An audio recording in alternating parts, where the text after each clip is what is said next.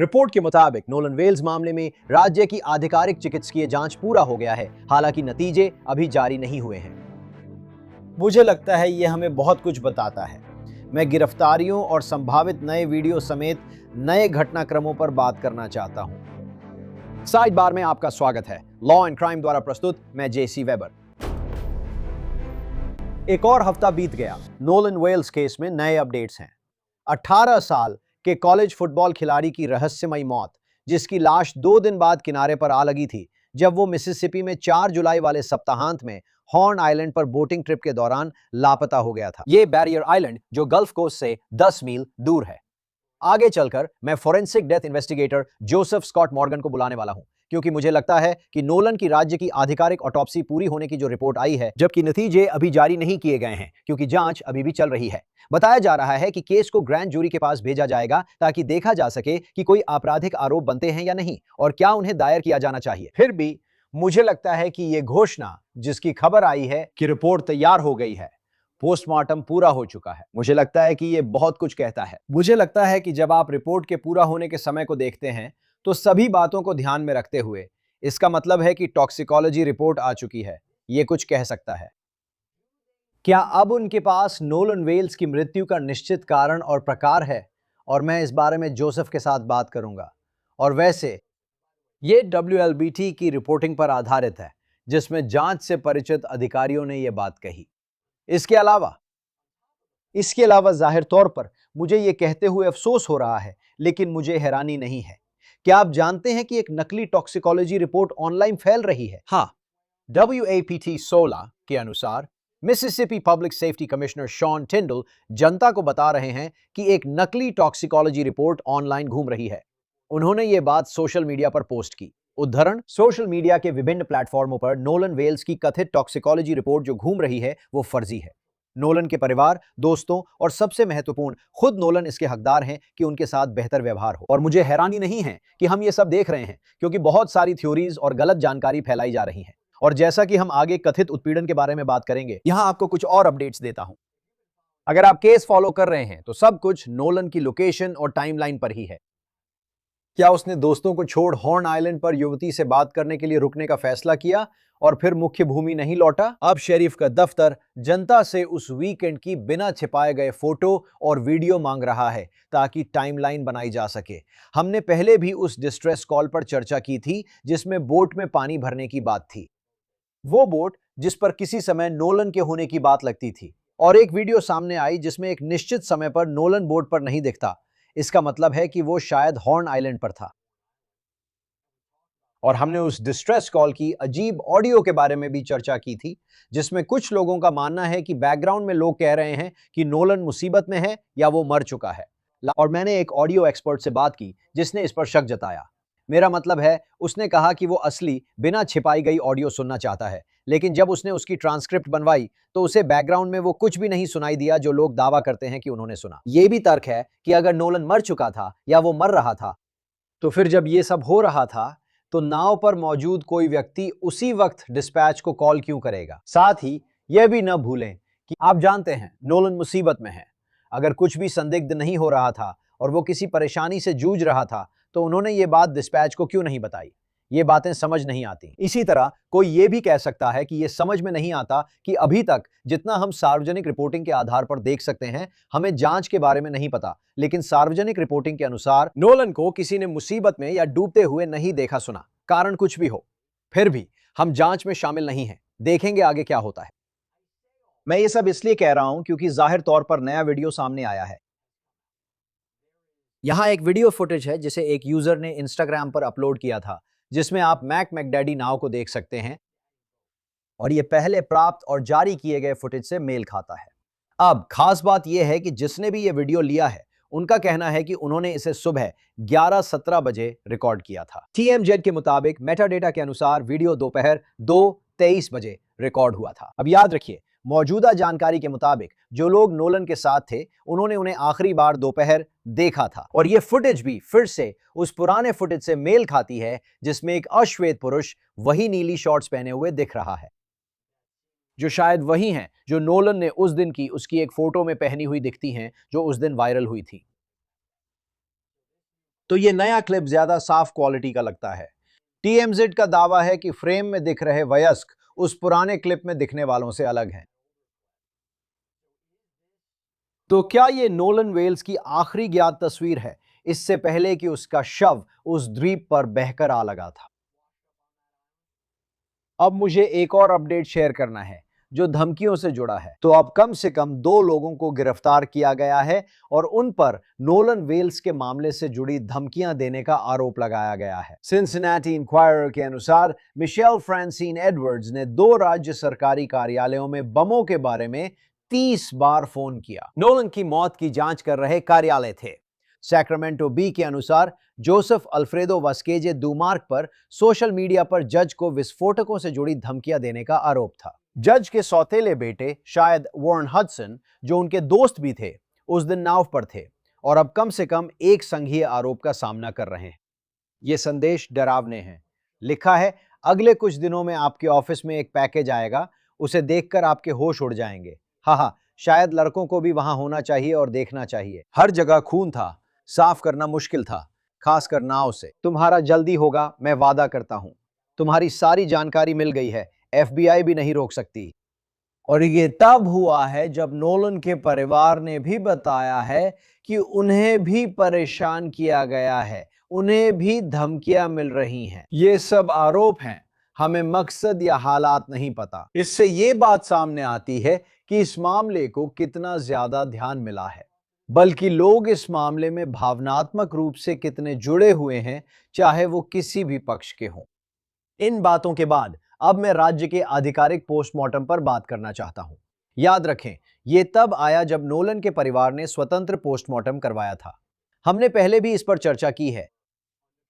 मृत्यु का कारण और तरीका अनिर्धारित था, क्योंकि रिपोर्ट में नोलन के शरीर के सिर्फ उन्हीं हिस्सों का जिक्र था जो उनके पास थे और गला मौजूद नहीं था। ऐसा कहा गया था कि राज्य के मेडिकल एग्जामिनर ने गले और गर्दन जांच के लिए रखे थे, लेकिन अब राज्य का आधिकारिक पोस्टमार्टम पूरा हो गया है। इसका क्या मतलब है और हमें क्या समझना चाहिए? मैं forensic death investigator Joseph Scott Morgan को जैक्सनविल स्टेट यूनिवर्सिटी से बुलाना चाहता हूं, जो बॉडी बैग्स पॉडकास्ट के होस्ट हैं। जोसेफ, आपको देखना हमेशा अच्छा लगता है। समय देने के लिए धन्यवाद। इस बारे में बात करने से पहले हमारे पास पूरा विवरण नहीं है, लेकिन मुझे लगता है कि यह कुछ बताता है। मुझे इसका समय बहुत रोचक लगता है। मुझे यह समय दिलचस्प लगता है कि अगर यह सच है, अगर यह रिपोर्टिंग सही है, तो उन्होंने इसे पूरा कर लिया है। इससे आपको क्या पता चलता है? देखिए, पूरा मतलब यही है, आप सच में इसका इस्तेमाल कर सकते हैं, क्योंकि वे ऐसा नहीं कहेंगे जेसी जब तक उनके पास टॉक्सिकोलॉजी रिपोर्ट न हो। उनके पास हिस्टो यानी माइक्रोस्कोपिक रिपोर्ट सहित सब चीजें हैं। अगर आप पोस्टमार्टम रिपोर्ट के बारे में सोचें, यहां बहुत सामान्य शब्दों में इसमें मूल रूप से 4 हिस्से होते हैं। आपके पास वो स्थूल शारीरिक जांच होता है जो हम ऑटोप्सी लैब में करते हैं, सही है, जहां हम सब कुछ देख रहे होते हैं। हम अंगों की जांच कर रहे होते हैं और ये सब कुछ कर रहे होते हैं। फिर आपके पास केमिकल टेस्टिंग होती है, जिसे टॉक्सिकोलॉजी कहते हैं। ये एक व्यापक रिपोर्ट होती है, हम इसे स्टैंडर्ड पैनल कहते हैं।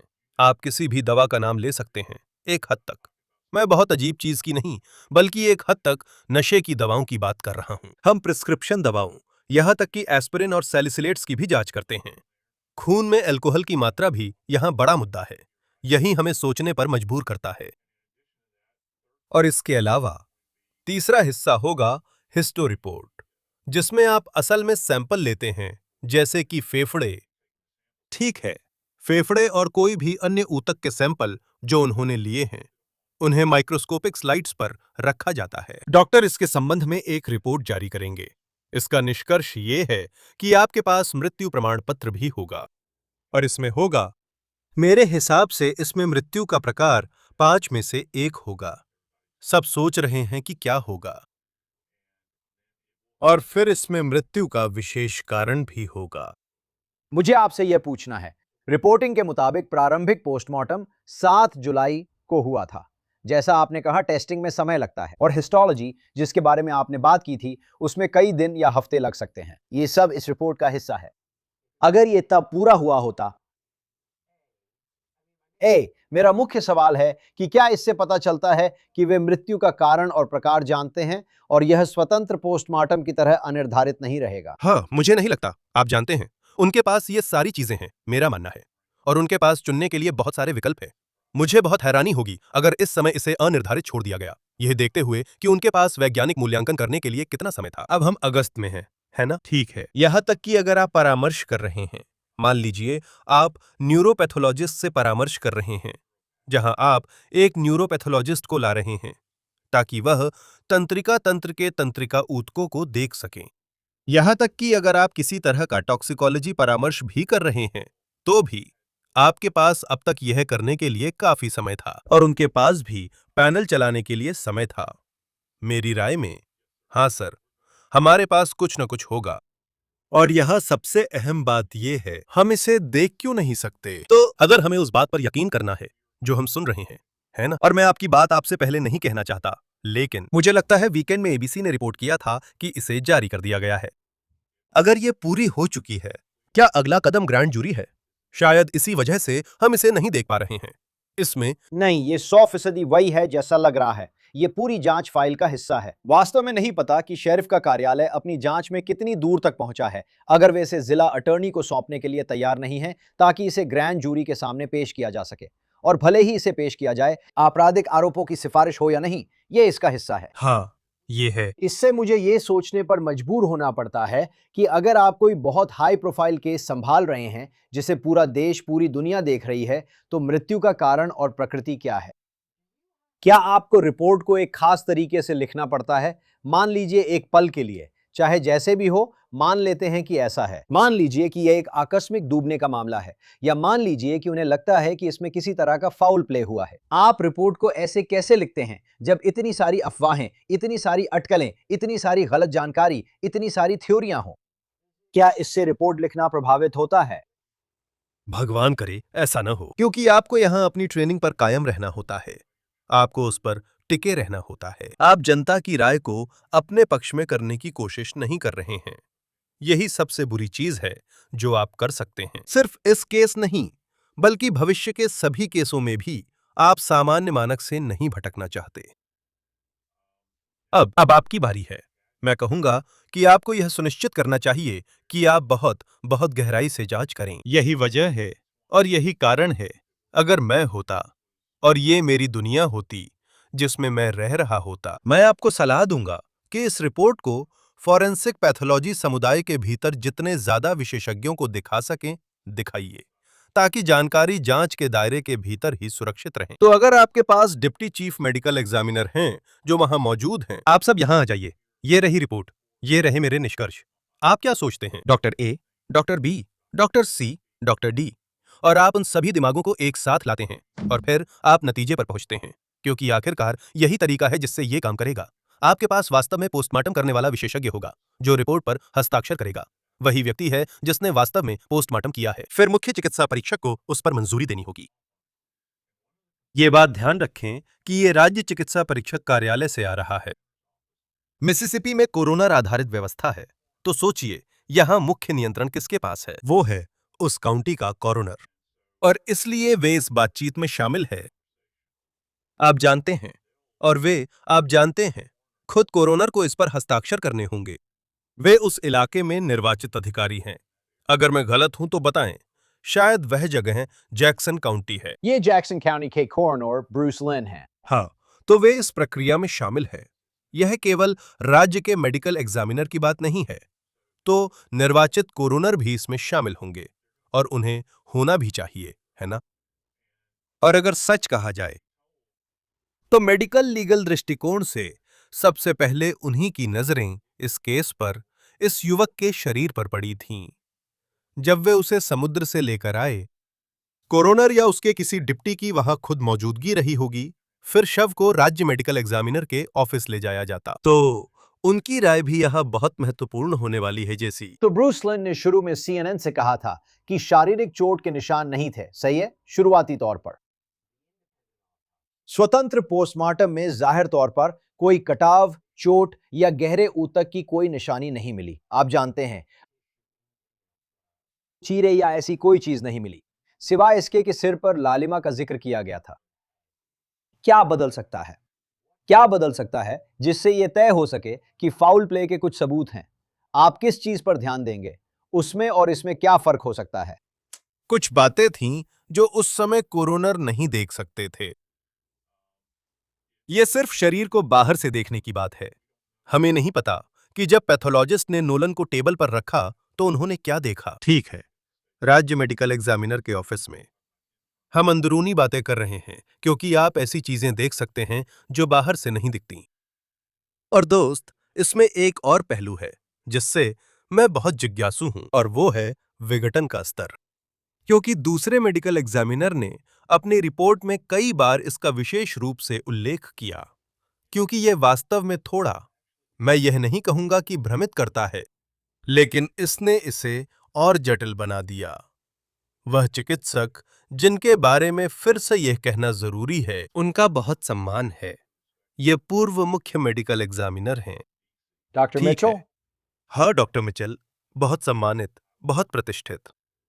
उन्होंने यहां पीछे के इस हिस्से पर बहुस्तरीय डाइसेक्शन किया था, जैसा कि उन्होंने किया था। अगर मुझे सही याद है तो इसे वैसे डाइसेक्ट नहीं किया गया था जैसे उन्होंने किया, और भी कई अन्य डाइसेक्शन किए गए थे जिनके बारे में मैं शालीनता के लिहाज से विस्तार में नहीं जाऊंगा, लेकिन इतना कहना काफी है कि यह एक बहुत ही गहन जांच थी। वास्तव में चिकित्सकीय कानूनी दृष्टिकोण से उसी श्रेणी में आता है जैसा हम किसी भी ऐसे व्यक्ति के अवशेषों के साथ करते हैं जिसकी मृत्यु हिरासत में हो जाती है, या जो पुलिस विभाग या जेल की हिरासत में होता है। ये पोस्टमार्टम बहुत गहन होते हैं और करने में कई घंटे लगते हैं, इसीलिए उन्होंने ये कदम उठाया। इस आदमी ने अब तक सब कुछ कवर कर लिया है, और इसमें सबसे बड़ी बात यह है कि उन्होंने क्षय की स्थिति के बारे में बताया। मेरे हिसाब से जेसी, मैं ये समझना चाहता हूं कि कितने समय की देरी हुई। सिर्फ उस द्वीप पर ही नहीं जहां नोलन के अवशेष मिले थे, बल्कि क्या कुछ ऐसा भी हुआ जब उसके अवशेष मिसिसिपी से डीसी ले जाए गए थे, उस इलाके में जहां दूसरी जांच की गई थी?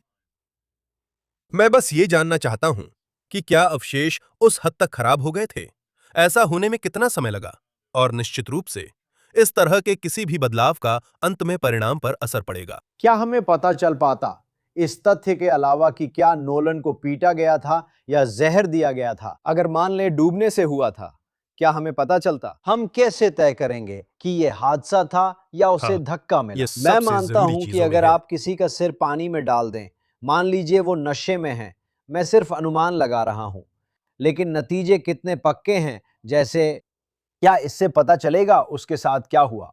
ठीक है, मुझे अच्छा लगा कि आपने ये बात उठाई, क्योंकि नशे में सबसे पहले इंसान की खुद को बचाने की क्षमता कम हो जाती है, और वह क्षमता कमजोर भी पड़ती है। मुझे जहरीली सहनशीलता मान के लेते बारे हैं, में नहीं हाँ, पता। यही सबसे बड़ा अनुमान है। हमें नहीं पता टॉक्स रिपोर्ट क्या कहती है, ठीक है, या उसकी शरीर में कोई और पदार्थ हो, यही आशंका बनी हुई है। और मैं एक मेडिकल लीगल डेथ इन्वेस्टिगेटर के रूप में समझना चाहता हूं। मैं जानना चाहता हूं कोई और पदार्थ था, सिर्फ खून में अल्कोहल का स्तर ही नहीं। ठीक है, मैं इसे समझना चाहता हूं। क्या किसी चीज ने उसकी फैसले लेने या खुद का बचाव करने की क्षमता को प्रभावित किया था? और यह एक महत्वपूर्ण बात है, आप जानते हैं, वापस इसी विचार पर कि अगर मान लीजिए कि पानी का इस्तेमाल किसी की मौत लाने के लिए खास बुरी नीयत से किया गया था। बयान देते वक्त मैंने कानूनी ढंग से बोलने की पूरी कोशिश की कि वह, आप जानते हैं, पानी को वास्तव में एक हथियार के रूप में इस्तेमाल किया गया है। ठीक है, हम ऐसा कहेंगे। शरीर पर बाहरी तौर पर कुछ भी खोजने की कोशिश करना, यह तो एक तरह से बहुत मुश्किल काम है भाई। यह करना बहुत कठिन है। तो उस जानकारी का बड़ा हिस्सा जो मेडिकल एग्जामिनर के पास आएगा, वह जानकारी पुलिस से ही आनी पड़ेगी। आप जानते हैं, लोगों से पूछताछ में उन्होंने क्या पाया, आप जानते हैं उन्होंने क्या कहा, बयानों में असंगतियां ढूंढना आदि। और आपकी पिछली बात पर लौटते हुए, आप नहीं जानते, आप जानते हैं अभी शेरिफ विभाग किस नतीजे पर पहुंचा है। आप जानते हैं उन्होंने इंटरव्यू में क्या निष्कर्ष निकाले हैं, जो मुझे यकीन है कि काफी लंबे और गहन रहे होंगे। बहुत लोग होंगे। अगर उन्होंने उस द्वीप के किसी को ढूंढा, तो मैंने उन नामों के वीडियो देखे हैं। जानते हैं क्या? अगर उनके पास नामों की रजिस्ट्रेशन है और वे मिसिसिपी, अल्बामा या किसी और राज्य में रजिस्टर्ड हों, वे उन लोगों से भी संपर्क कर रहे हैं। मैं शर्त लगा सकता हूं कि यही मामला है। तो यहां कुछ बातें हैं। मेडिकल एग्जामिनर की रिपोर्ट में शेरिफ की जांच शामिल होगी ताकि पता चले क्या हुआ था। इंटरव्यू वगैरह भी होंगे, इसलिए हैरान ना हो। हाँ, और ऐसा ही होगा। शायद इसमें इसका कुछ उल्लेख होगा। मुझे नहीं पता कि कितनी विस्तार से होगा। तो आपके पास मेडिकल एग्जामिनर की रिपोर्ट होगी और फिर यकीन मानिए आपके पास कोरोनर की रिपोर्ट भी होगी और ये दोनों चीजें एक साथ जुड़ी होती हैं। ठीक है। और ये ऐसा होगा कि आप ऊपर हेडर भी देखेंगे जो काउंटी कोरोनर का, आप जानते हैं, लेटर हेड और सब कुछ होगा। और उन्होंने जो देखा उसके बारे में एक रिपोर्ट लिखी होगी। वे पुलिस के साथ हुई बातचीत के बारे में भी बताएंगे। अब कितनी गहराई तक जाता है, ये इस पर निर्भर करता है कि पूछताछ की दिशा क्या है। आप जानते हैं, इसमें शामिल किसी भी संभावित परिधीय लोगों के संदर्भ में मैं इस पर कुछ नहीं कह सकता और मुझे नहीं पता कि कोरोनर इसमें कितना कुछ शामिल करेगा। मैं आपको बताऊंगा। मुझे हैरानी होगी अगर शेरिफ के कार्यालय के प्रतिनिधि भी इस पोस्टमार्टम में मौजूद न हों। वे वहां अपने कर्मचारी जरूर भेजते। अगर उन्होंने नहीं भेजा तो उन्हें शर्म आनी चाहिए, क्योंकि आपको वहां रहना ही चाहिए इस बातचीत के लिए। और मैं शारीरिक रूप से वहां मौजूद रहने की बात कर रहा हूं। मैं किसी स्ट्रीमिंग सर्विस या ऐसी किसी चीज पर यह करने की बात नहीं कर रहा हूं। मैं आमने सामने की बात कर रहा हूं। डॉक्टर, ये क्या है? मुझे समझाइए ताकि मैं इसे समझ सकूं। स्वतंत्र पोस्टमार्टम में कहा गया कि गले या गर्दन के हिस्से निकाले या मौजूद थे। हमने मान लिया कि राज्य के मेडिकल एग्जामिनर ने इनकी जांच की है। इस जांच से हमें क्या उम्मीद करनी चाहिए और कौन से सुराग मिल सकते हैं? ठीक है, मुझे पक्का नहीं पता, पर मैं सिर्फ सामान्य तौर पर बता रहा हूं कि उन्होंने क्या रखा होगा। हम बात कर रहे हैं जीभ से लेकर नीचे तक, जहां श्वास नली होती है। असल में यह फेफड़ों में दो भागों में बंट जाती है। तो वह पूरा संरचनात्मक तंत्र जो वहां है, वह सब रखा गया होगा। वह अब भी उनके पास है। जीभ से शुरू करते हुए आप जीभ पर किसी भी चोट को देखने की कोशिश करेंगे, जिसे आप केवल किसी का मुंह खोलकर पोस्टमार्टम में नहीं देख सकते।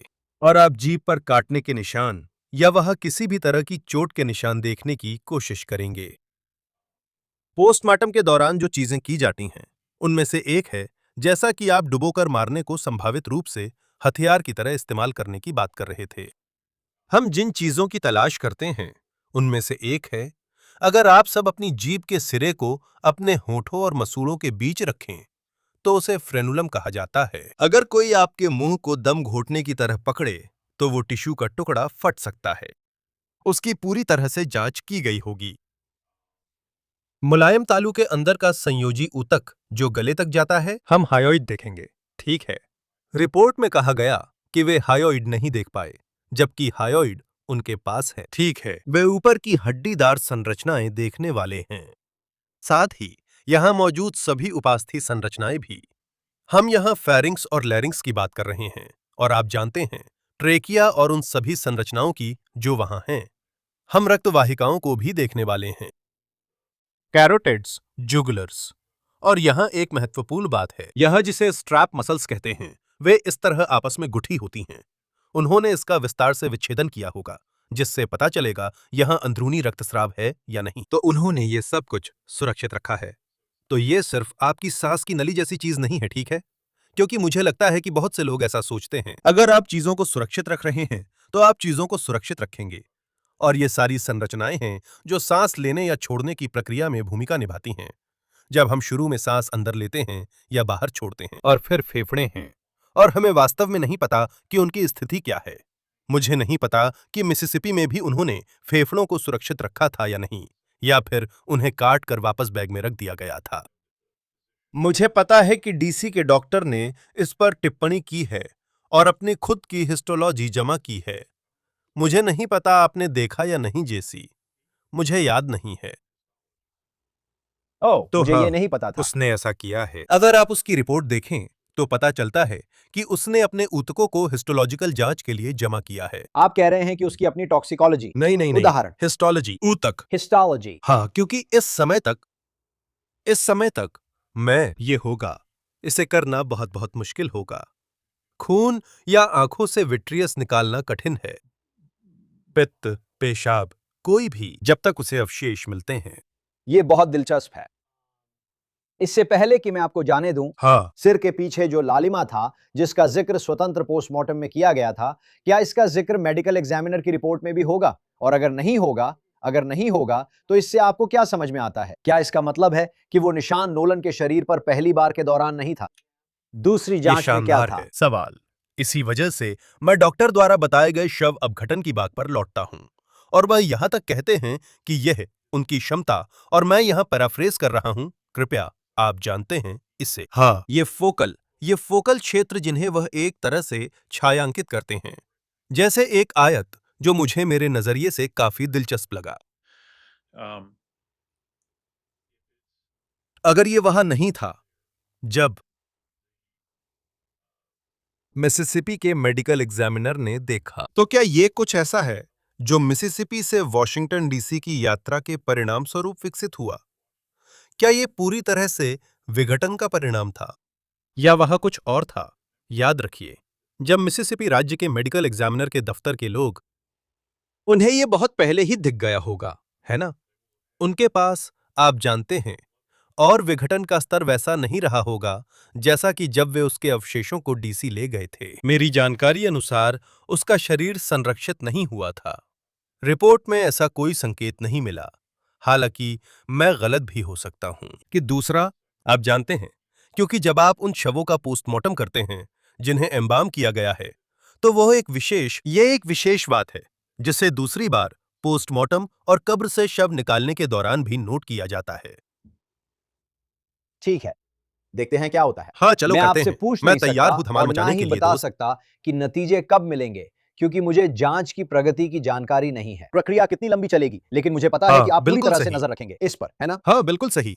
कभी भी मुझे कॉल कर लेना, दोस्त। जोसेफ स्कॉट मॉर्गन, आपसे मिलकर अच्छा लगा। धन्यवाद सर। बिल्कुल मेरे दोस्त। और फिलहाल हमारे पास आपके लिए साइड बार पर बस इतना ही है। सभी को धन्यवाद।